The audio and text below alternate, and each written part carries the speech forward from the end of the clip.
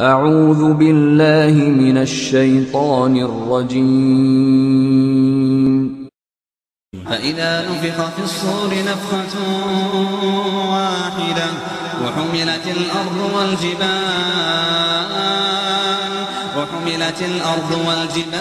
فدكتا دكة واحدة فيومئذ وقعت الواقعة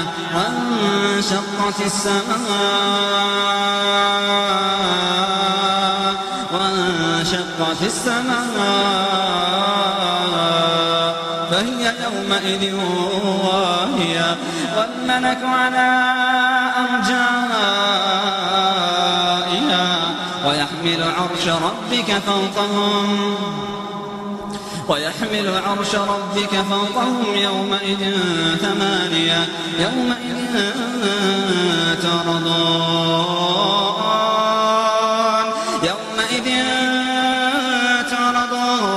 تعرضون لا تخفى منكم خافية يومئذ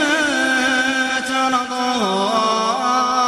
لا تخفى منكم خافية فأما من أوتي كتابه بيمينه فيقول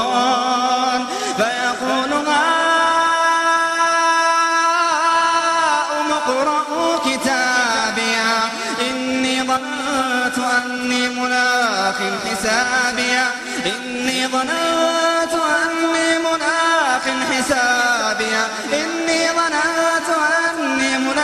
حسابيه فهو في عيشة راضية في جنة عالية قطوفها دانية كلوا واشربوا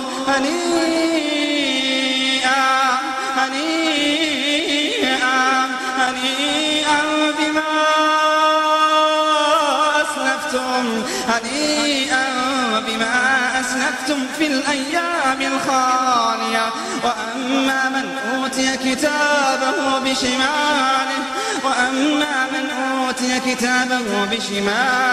فيقول يا ليتني لم أوت كتابيه ولم أدر ما حسابيه يا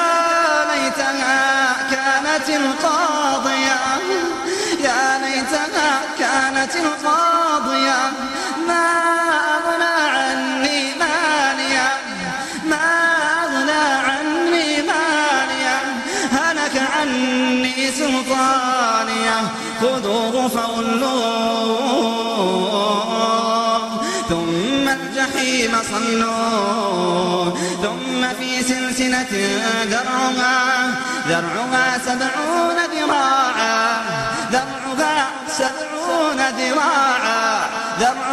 70 ذراعا فاسلكوه إنه كان لا يؤمن بالله العظيم ولا يحض على طعام المسكين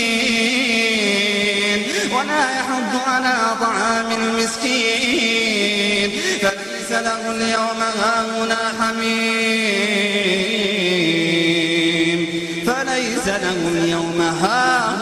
حميم ولا طعام إلا من غسلين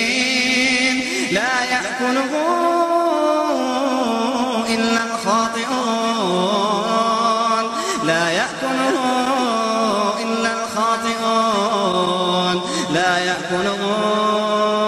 إلا الخاطئون